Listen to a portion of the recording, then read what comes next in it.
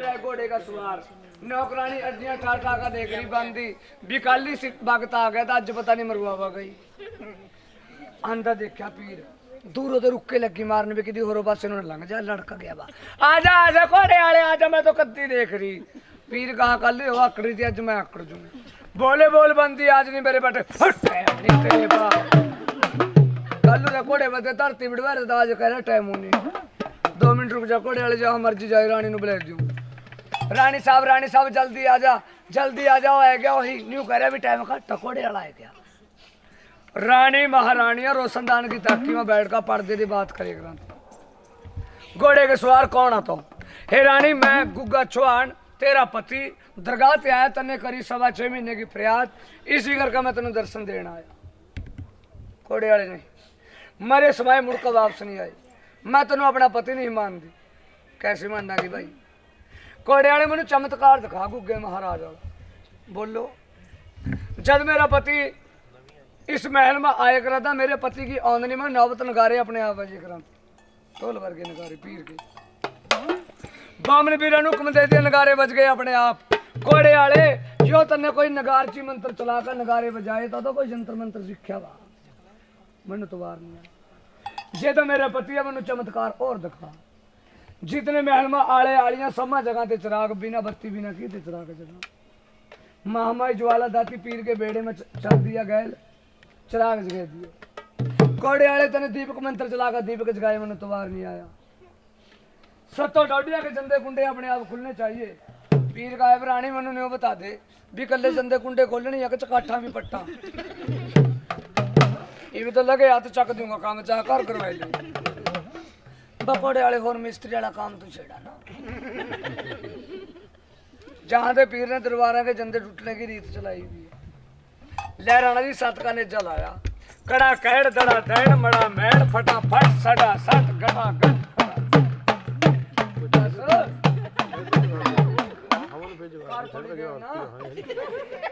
सत कुंडे खोलने तो 20 खोल दिए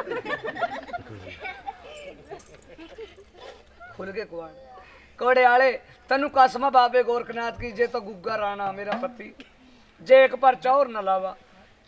गुग्गा पीर कह रहा तेनू कसम कारू देश की कामनी चमख्या देवी सुमैल जोगी की भी तेरे गुरु की तेनू कसम जे इसके बाद परचा मंगा 3 घंटे हो गए देख रहा कभी फलाना कर दे कभी चिमका कर दे एक को पर्चा लगागा जैसा मर्जी लवाए ले। ओ भाई रानी ने क्या कहा घोड़े वाले मैंने एक बात बता दे भी तेरी शादी कहाँ हुई थी? पीर कहा भी कौरू देश जादू खोरा मुल्क टकोरा जहाँ स्मैल जोगी की विद्या बारी बंगाल देश 7 समुद्र पार। ये तो तन्ने किसी के मुंह तो सुन लिया होना भी पीर महाव्याह बता मैंने बता दिया न्यू बता भी मेरे पिता ने दान दहेज में क्या दिया था। रानी जितना सोना चांदी दिया था दान दहेज सारा गरीबों में वहीं बिटवाया था मैंने। 3 चीजा में लेकर आया था तेरे हाथ का काटे हुए रेशम का माल जिस पर लिखा हुआ कौरू देश और मारू देश। कौरू देश रानी का समझ मारू देश पीर महाराज का। 1.25 लाख रुपए का मुंदड़ा जो तेरे पिता ने मिलनी में पहना है निशानी एक तेरा डोल 1.25 लाख के मुंदरे का रेशम के माल का दर्शन पुआ दिया। लहराना जी बामन वीरा ने पीर महाराज के किस्से में पैदा कर दिया मेल का मारा रोशनदान की ताकी माँ। रानी ने देखा समझ में आई बात भी हो तेरा हे दाता तन्ने मेरी जोड़ी में ला दी मेरा पति है गया। लहराना जी पर्दे में बत्ती अपना 16 संगार बदन के ऊपर लगाए बाल बाल में मोती ताल ताल में इरे मराज से जड़ दिया। मरादाबाद की मेहंदी हाथों में रचाई लखनऊ के 5 चाबे दांतों में मिस्से जड़े रानी श्री और सोने के थाड़ा में बत्ती चिराग जगाई अपने पति महाराज का आरता करने के लिए। सतयुग जमाने थे पतिव्रता नारियां थी उस टाइम में राजा पीर तो आया था 6.25 महीने बाद चाह राजा डड्डू मजरे जितनी दूर से आया जद भी रानी आरता कर कर पैर रख अरीब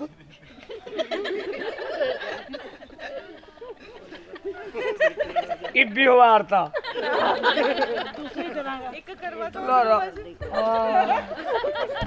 करवा चौथ वाले दिन तो वैसा अपना उदन तो पैरन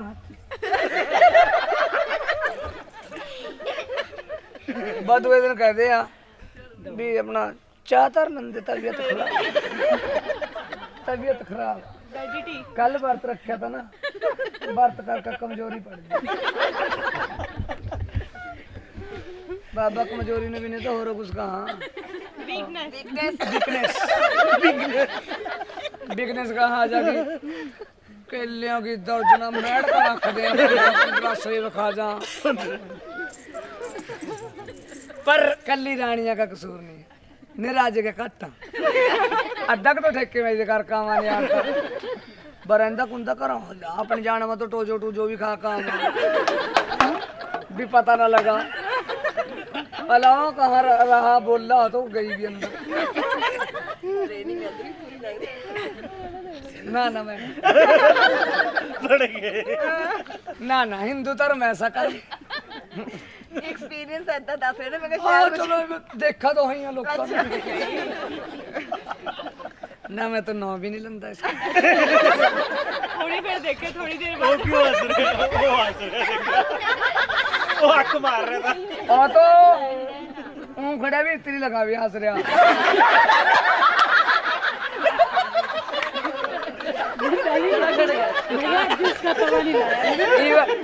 इव सारे हंस रहे हैं भी बचा और रोआ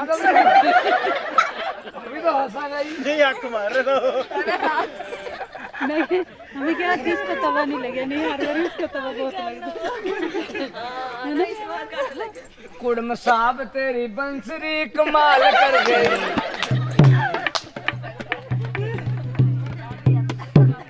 देखो तनिष बच्चे के नाम पर दान कर रहे हैं मैंने लग रहा है तनिष के नाना जी ओ माय गॉड दादा जी नाना जी नहीं बाग लावा बाग डाला पीर फिर दादाजी का पिंड कौन सा बोला तुड़ा मलवा यो वाला है कच्छ मचोरा गली में टंडोरा मन तो नहीं होता वहां किसी करनाल करनूल के नहीं गए दूर के फिर तो ठीक है पड़ोसी हमारे फिर तो फिर ने कुछ कहता वहीं कदर आगो और मकेर ले भी आज बता क्या कह रहा था ऐसा नहीं है भाई हमारा बाबू जी बाग जड़ा पीर मन की मुराद पूरी करा बच्चे की जिंदगी लावा गुरु गोरखनाथ तैनी सो बच्चे नु देख ले मैंने एक वरदान दिया था ऊं तो पीर की मुराद ते पैदा होया भाई बच्चा भी एक ब्याह भी करा था पिछले चौंकी नु और एक वरदान और महाराज की दया ते चुस्ता है बंदा ये सो गया हाँ कम से कम 1200 का घट्टा पै गया हमारी कंपनी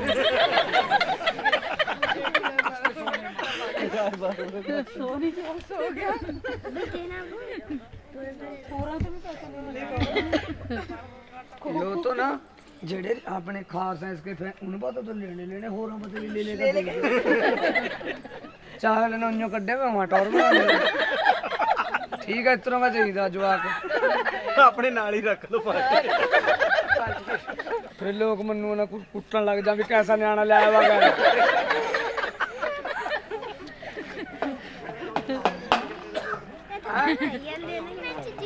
छोटा जा होंदा वे जात तने पता ही है बाबू जी सियाना हां सियाना था जब तो कोने पढ़ाते बच्चा था ना जब ले भाई जी अब देखिए बागडले पीर महाराज का आरता करया रानी ने मेहरबानो पीर महाराज ने रानी सोना श्रील को अपने नेम बताए पीरी के रानी मेरा चोरी का आना चोरी का जाना दरगाह से लिखवाया बा जब तक तो मेरी माँ बात चलूँ मेरा बेत नहीं देने की मैं आकर तेन दर्शन भी दंदा रहूंगा पर जब तो मेरी माँ बात चलूँ मेरा बेत दे देगी इब तो करी तने 6.5 महीने की फरियाद चाहे 18 महीने माला कमाई लिए मुड़का नहीं आने एक रानी मनु होना दुनिया के अंदर पीर पर्चे लाने जय जयकारे मेरे भी होंगे तेरे भी होंगे कभी भी मेरा बुरी नजर ते ना ले दिए हाथ मेरा बेटा का पीरी का जोश रानी क्या जवाब दे रही थी इस जगह राणा जी जैसे आपकी माँ वाचल ने 12 साल गुरु गोरखनाथ की सेवा करी और आप पैदा हुए मेरी माँ विजन दे रानी ने 12 साल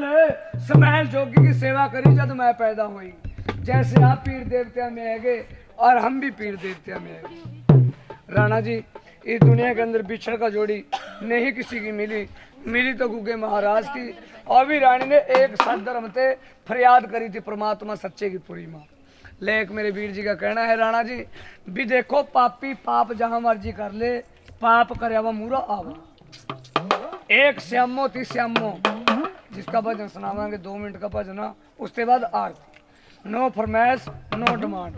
उसके बाद आशीष रूही आशीष रूही रूही शेखर शेखर शेखर बस ना सीख। चल जी गलत बोलेगा दोबारा ठीक करवा लेंगे। शाम को ठीक ही करा।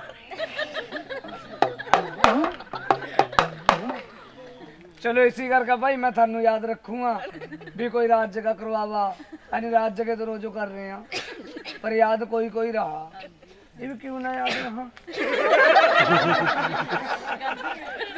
तो बुलाते हैं भाई हर एक बार। हाँ क्या करा बस इसके बिना सरदा नहीं है। लक्की के नाम से। लक्की के नाम पर ये मम्मी पापा के नाम। रीति कह रहा है भी मेरे मम्मी पापा के नाम पर। लविश ना सॉरी लविश। जंगला विच जाके बंदे दस की फिरदा भालदा ना जगते तीर्थ बंदे मापियां दी सेवा ना माँ बापा की सेवा जूंदा रवि लविश जितनो अज मम्मी पापा के नाम पर दान कर रहा भी ब्याह के बाद भी इतनी याद रखे। पहला पहला तो सारे दान करा मम्मी पापा के नाम पर भी छेती ब्याह कर।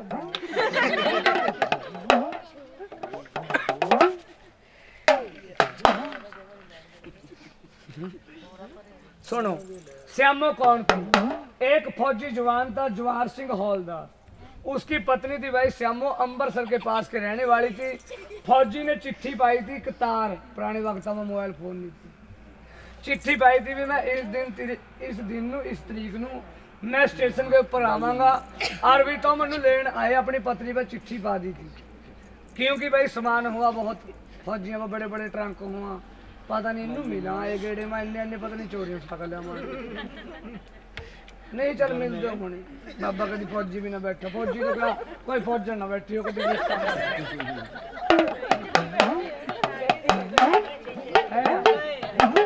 चली गई फिर दस्यो ना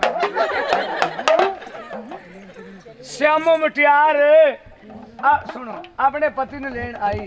ये भी देखो भजन के माध्यम से सुनाया जाएगा एक एक बोल समझना आप संगता ने भी श्यामो मुटियार की गल कैसा पाना बरत्या था कैसा माड़ा वक्त कैसा हादसा हुआ ध्यान देना।